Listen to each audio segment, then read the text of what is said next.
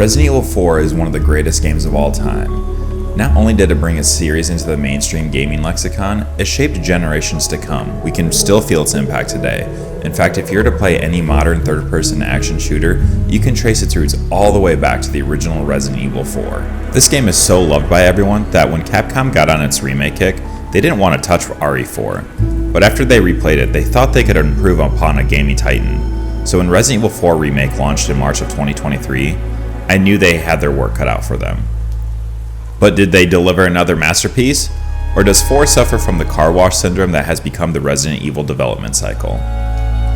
Well, buckle up, kiddies. We're about to have a bullet bonanza and take a look at Resident Evil 4 Remake.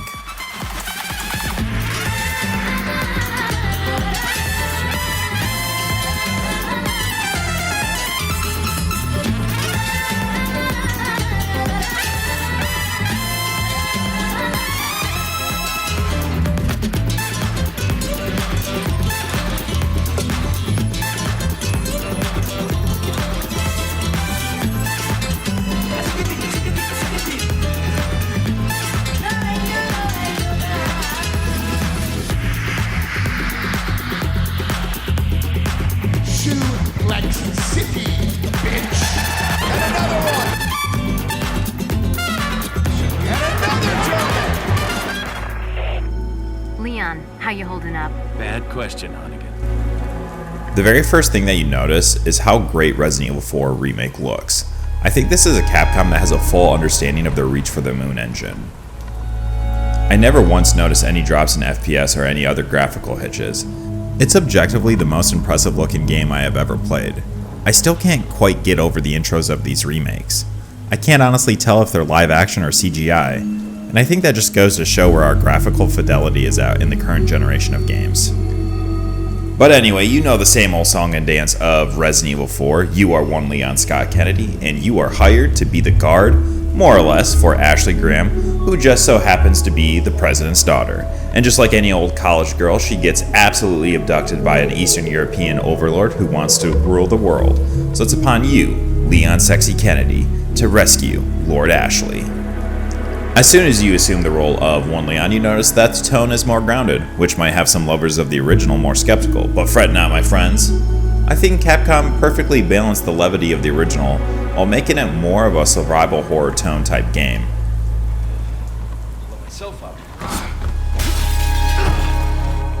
Look no further than the example Capcom sets early on in the game. They divert your expectations with showing you a dead dog, thinking you might not be able to save the pup from the original. But don't worry, that was just Capcom's twisted humor. And it just doesn't stop there. Every character hits their one-liners like it's going out of style, baby. Oh, what's the car? Wouldn't want to get a parking ticket. Hasta luego.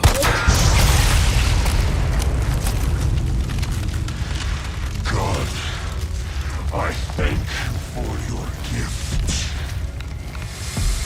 Guess your tap dancing days are over.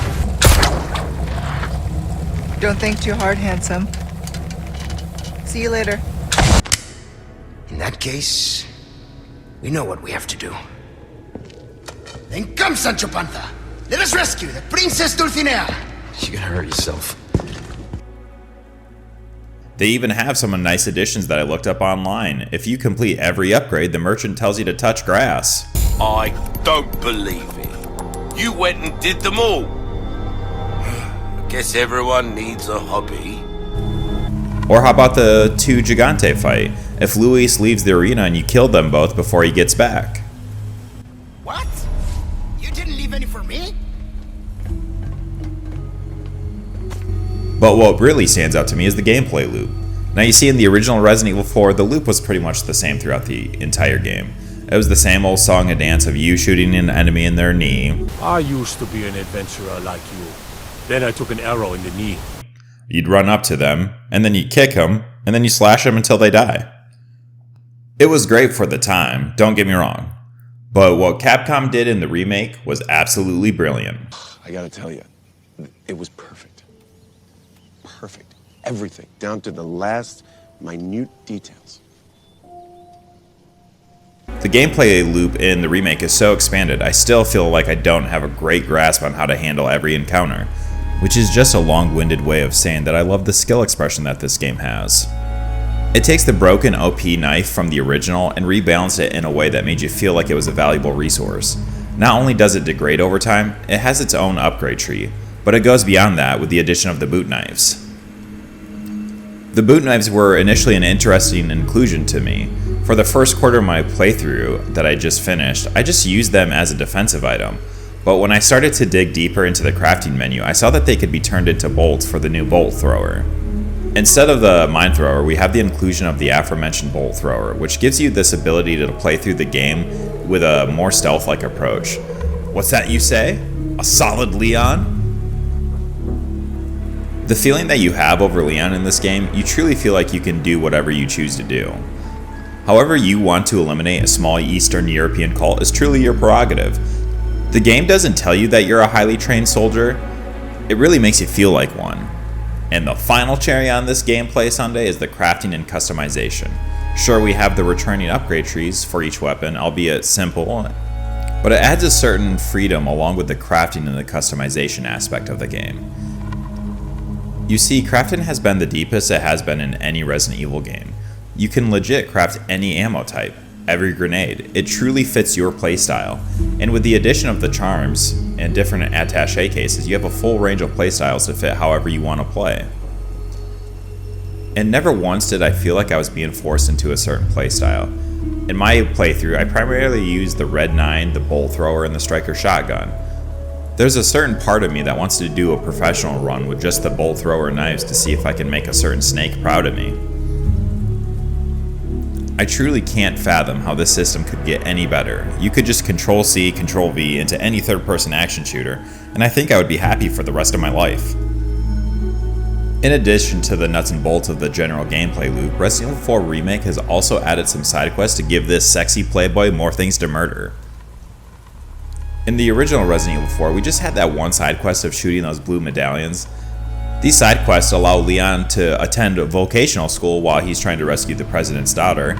You can try out to be the local exterminator, the fisherman, and also a bounty hunter by killing a few extra bulked up versions of normal enemies. Another revamped addition to the game is its shooting gallery. Do you remember those little charms that I was talking about earlier? You get those by completing missions in the shooting gallery. You get rewarded by collecting these charms, and that really makes the gameplay loop come full circle. The entire cast from the original returns, and Capcom has decided to flesh out some and also cut some of the others. Overall, I think the cast is stellar. Leon remains relatively unchanged, so I'm not going to spend a whole lot of time on him. I'll just say if you like the original Leon Kennedy, you're going to like the new remake version of Leon Kennedy as well. Now on to the President's daughter. Ashley, in my opinion, is vastly improved in every single aspect. And sure, she's probably not gonna wanna... So, after you take me back to my place, how about we do some, overtime? Sorry. This time around, she actually feels like a strong, independent character that transforms into an asset for Leon, aiding him in certain battles. Along with that, her arc is actually full circle this time around. She starts as a traditional damsel in distress, but with the aid of Leon, he encourages her to not run because she's scared, but to have courage to stand up and face her fear. And that comes full circle after saving Leon from the parasite. She's a far cry from the prom night dumpster baby. Prom night dumpster baby. My story isn't long, but boy, it's awfully sad. Where you ask to hide at the beginning of the map while you clear out a gauntlet of enemies. Luis is another fantastic addition to the cast. I also think he's fully fleshed out here. I truly feel like he's a man who struggled with what he was doing with Umbrella, but he wants to do the right thing at the end of the day. And I think some of those files that we read about Luis and his eventual discovery of Sadler's madness. Luis also has more screen time this go around. It really adds to that buddy cop dynamic between him and Leon, and I also think there's some pretty cool pop culture references from Don Quixote, and unfortunately Luis's last scene is eerily similar to a scene from The Good, the Bad, and the Ugly. Ada has become very divisive over the past few years, and I just want to note for the record that any level of hate that transpired should never reach past the point of criticism of her role. You should never attack a human. But I think the biggest criticism that I have of Ada is she's pretty monotone. But outside of that, I really don't have an issue with her performance. I have more of a balancing of audio issues.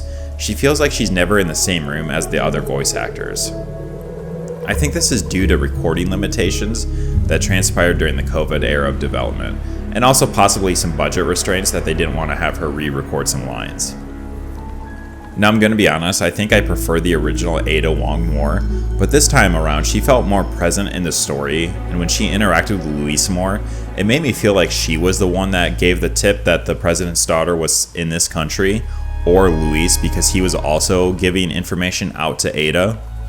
It does make sense that the series Super Spy has knowledge of what Leon has been up to. She has the inside informant. It kind of really fleshes out her story that's not present in the game, but ultimately leads to some cool fan theories. Now, unlike the original, I'm not really quite sure if Krauser and Ada are working for Wesker in the remake. They never share the screen together, which is kind of disappointing. I think one of the biggest reasons why the original story worked so well was the triangle of relationships.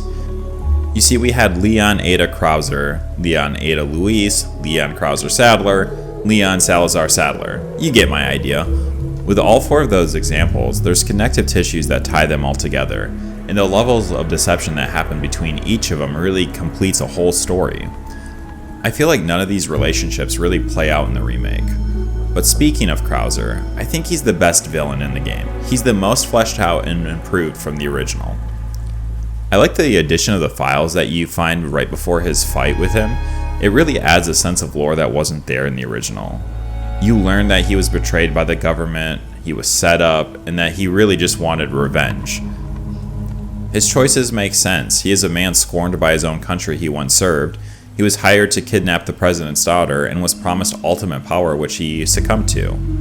You can truly see the impact Krauser had on Leon in this game, when you cut back to that line of "you should always bring a knife to the gunfight."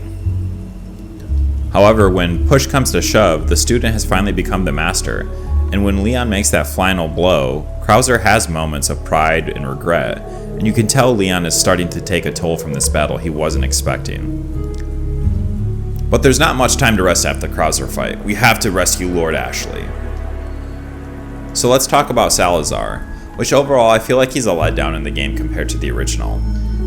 In the original, Salazar hijacks Leon's comms, and they have like a lot of back and forth that are not here in the remake. And honestly, this goes for both of the villains I'm about to talk about. They're hardly in this game, which really reduces the impact that they have on the overall tension of the game. In the original, you have Salazar trying to set traps for Leon to succumb to, and there's a lot of back and forth and one-liners that are just not in this game. And I want to talk about Salazar's boss fight too. It feels eerily similar to the bat in Resident Evil 0. I just felt like I never really had a chance to hit him, and then I just succumbed to using my strongest gun to try to get through it. And while we're on the subject of Salazar, the Verdugo also feel like a letdown. In the original, there's a sick callback to the hunters of the Verdugo chasing you down and stalking you. We really don't get that in the remake, and we also really don't get the U3 fight either, outside of a DLC. I was really looking forward to see how that would have looked, but the fact that it's hidden behind a paywall kind of blows, and it doesn't make me want to just go out and buy that DLC so I can experience that boss fight.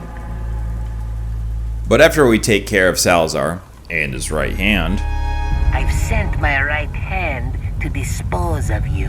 Your right hand comes off? and Krauser being disposed of, we get to the big old bad of the game, Lord Osmond Sadler.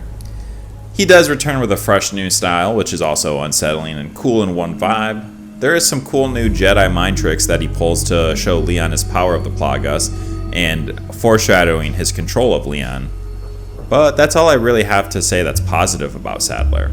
Once again, he's another character that doesn't get much screen time with Leon, and that's a shame because Capcom spent all this time fleshing out everyone else, but the two main villains of the game get reduced to just boring boss fights. And that leads me to my biggest complaint that I have of the game. The death of Luis in the original is caused by Sadler. In the remake, it's caused by Krauser.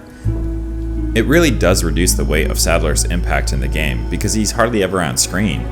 And after we deal with Krauser, who kidnapped the president's daughter, and who killed Luis, it really felt like we were just taking care of Krauser's lackeys instead of toppling a leader of a cult.